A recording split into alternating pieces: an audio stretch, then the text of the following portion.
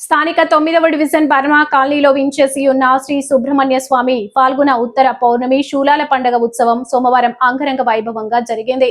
10 రోజుల పాటు కఠిన ఉపవాస దీక్షలో ఉన్న భక్తులు సోమవారం తెల్లవారుజామున స్థానిక పుష్కర ఘాట్కు చేరుకుని ప్రత్యేక పూజలు నిర్వహించారు. ఉపవాస దీక్షలో ఉన్న భక్తులు మొక్కు తీర్చుకుంటూ శూలాలను శరీరానికి గుచ్చుకున్నారు. అలాగే కొంతమంది భక్తులు పల్లకీలను చేతబున్నారు. సుమారు 600-700 మంది మహిళలు పసుపు వస్త్రాలు ధరించి దీక్ష చేపట్టారు. పుష్కర ఘాట్ బర్మా కాలనీ ఎస్పీ కార్యాలయం ఎదురుగా గల శ్రీ సుబ్రహ్మణ్యం ఆలయం వరకు సుమారు 12 కిలోమీటర్లు పాదయాత్ర నిర్వహించారు.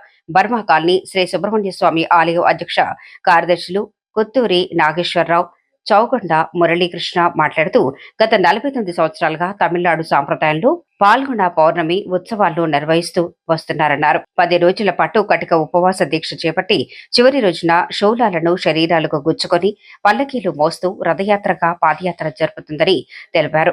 పుష్కర్ ఘాట్ నుండి నగర పురవీధుల గుండా పాదయాత్ర స్వామి ఆలయానికి చేరుకొని దీక్ష విరమణ చేశారు.